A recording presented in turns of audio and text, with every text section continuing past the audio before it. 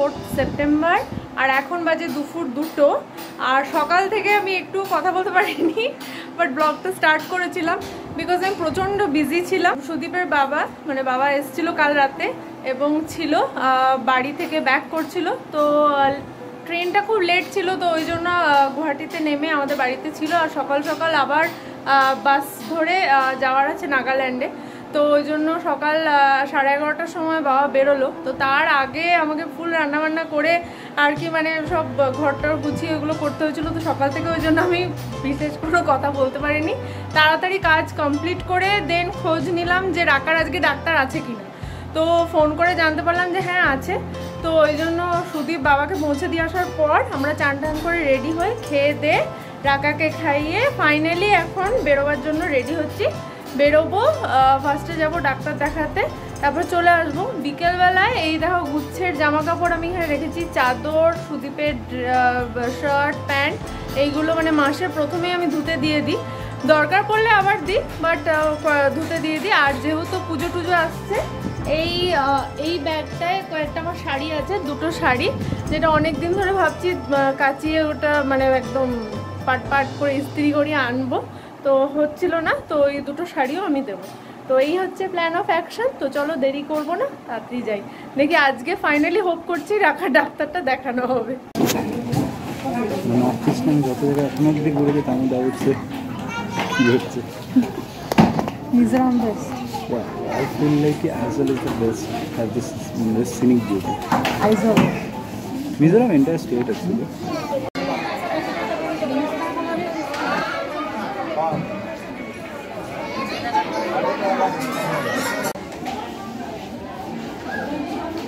রাকাকে দেখানো হয়ে গেল ডাক্তার, তো এমনি সব ঠিকই আছে, বাট ওষুধ এখনও কন্টিনিউ হবে। আর সুদীপ গেছে একটা অফিসের কাজে, তো ওই জন্য আমি আর রাকা এখানে ওয়েট করছি, বিকজ ওর অফিসের কাজটা কাছেই এই ক্লিনিকের এখান থেকে।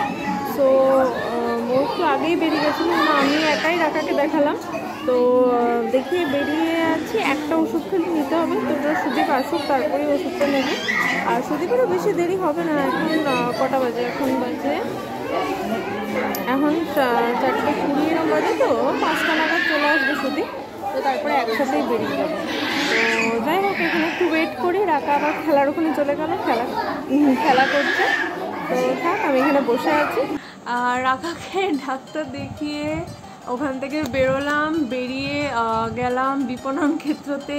চা, সিঙ্গারা, রাবড়ি ওগুলো খেলাম, বিকজ প্রচণ্ড মাথা ব্যথা করছিল।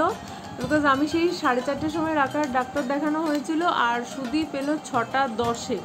ঠিক আছে, আমার মাথা দপদপ করে ব্যথা করছিল। আর রাকা ফুল অন খেলেছে, ফুল অন। মানে ও বোধহয় এতক্ষণ মানে একটা স্ট্রেচ এতক্ষণও মানে লাইফে কোনো দিন খেলেনি, যাও আজকে খেলেছে ডাক্তারের ক্লিনিকে। মানে ও প্রচুর এনজয় করেছে। এবং ওখান থেকে বেরিয়ে আমরা সোজা গেলাম ওই জন্য চা খেতে।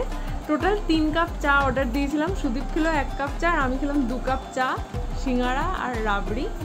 খেয়ে আসার সময় নিলাম ডিম, পনির, বিকজ আমাদের প্ল্যান ছিল সবজি বাজারে যাব, তো সেগুলো তো আর হয়নি। আর এইগুলো কিছু দেওয়া হলো না আজকে, তো ওই জন্য আসার সময় আমি ডিম, পনির, দুধ এগুলো সব কিনে নিয়ে এলাম।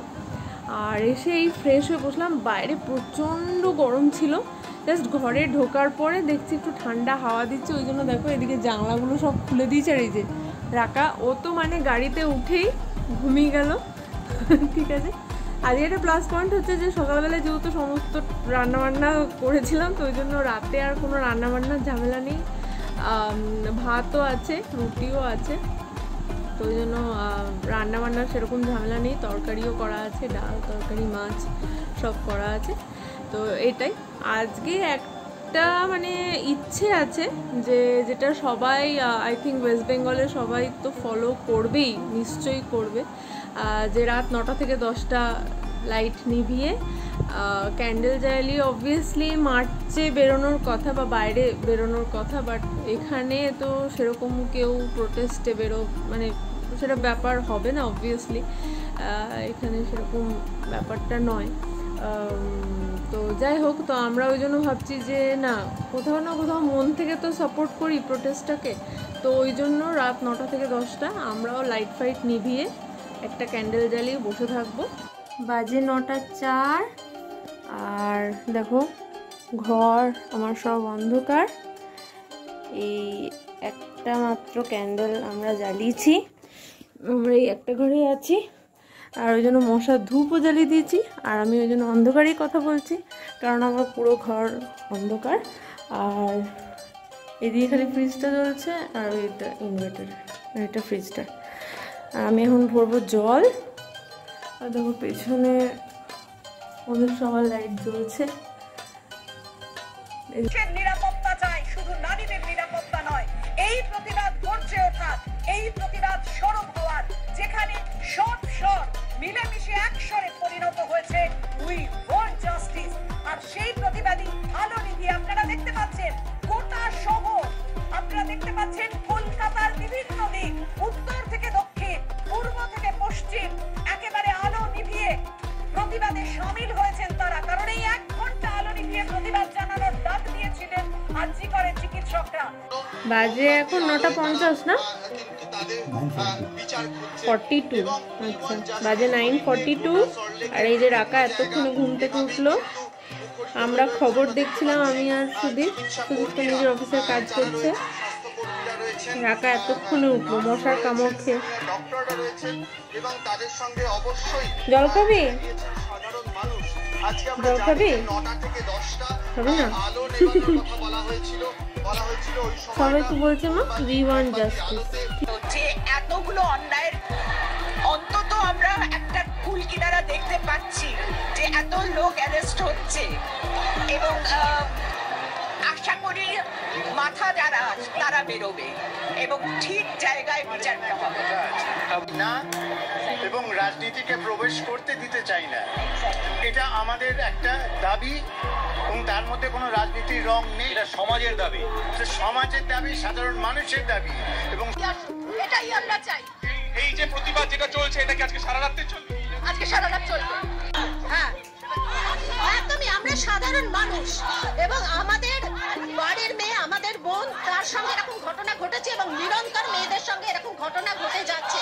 সুতরাং আমরা সাধারণ মানুষ, কোনো কালার নিয়ে নয়, আমরা সাধারণ মানুষ যদি এটা প্রটেস্ট না করি তাহলে কোনোদিনই আমরা আর আমাদের নিজেদের জায়গা খুঁজে পাবো না।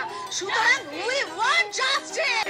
এই স্লোগানের জোড়া হয়ে উঠছে প্রতিবাদ। তবে একটা বিষয় অবশ্যই ভাবিয়া, আমরা জানতাম যে আগামীকাল সুপ্রিম কোর্টের শুনানি ছিল, কিন্তু সেই শুনানি হচ্ছে না, প্রধান বিচারপতির বেঞ্চ তারা বসছে না, এবং সেক্ষেত্রে আন্দোলন চলছে, তীব্রভাবে প্রতিবাদ চলছে। আমি একটু কথা বলবো এই নিয়ে, কি বলতে চাইছেন সাধারণ মানুষ? আমরা জানতাম যে আগামীকাল শুনানি ছিল, সুপ্রিম কোর্টের শুনানি ছিল, এবং সেই শুনানিতে আগামীকাল হচ্ছে না শুনানি, প্রধান বিচারপতির বেঞ্চ বসছে না। আপনার প্রতিবাদ জানানো হচ্ছে, আন্দোলন চলছে, বিক্ষোভ চলছে, এবং এখান থেকে স্লোগান শোনা যাচ্ছিল যে বিচার যত পিছবে আন্দোলন তত বাড়বে। বাজে 10:02-3 এরকম কিছু বাজে। সো লাইট জ্বালিয়ে দিলাম। আর রাকা একদমই ঘুম ঘুম অবস্থা, তাই মাছের ঝোলটা গরম করে ওকে খাইয়ে দেবো, ভাত মাছের ঝোল। তো চলো আজকের ব্লগটা এখানেই এন্ড করছি, বিকজ 10টা অলরেডি বেজে গেছে। রাকাকে খাওয়াবো, দেন আমরা খাবো, দেন ঘুমিয়ে পড়বো। আর একটা জিনিসে খুব ডিসহার্টেন্ড হলাম, মানে খবরটা চালানোর পরে জানতে পারলাম যে কালকে যে শুনানিটা ছিল ওটা নাকি পিছিয়ে গেছে। সো এটা খুবই ডিসঅ্যাপয়েন্টিং। তো যাই হোক, মানে দ্য থিং ইজ, যেটা সবাই বলছে যে যত এরকম জাস্টিস পেতে দেরি হবে তত প্রোটেস্ট আরও তীব্র হবে, আরও মিছিল এগিয়ে যাবে। সো এটা বন্ধ হবে না। কেউ যদি ভাবছে যে এটা মানে ডিলে করলে এই জিনিসটাকে ধামাচাপা দেওয়া যাবে, এটা ধামাচাপা দেওয়া যাবে না, বিকজ মানুষ মানে এত সহজে তো এই প্রোটেস্ট বন্ধ হবে না। তো যাই হোক, তো চলো আজকের ব্লগটা এখানে এন্ড করছি। যদি কিছু ভালো লেগে থাকে তাহলে please do like, share and comment, আর সাবস্ক্রাইব করতে একদমই ভুলবে না। Tata, bye bye, bye bye, tata.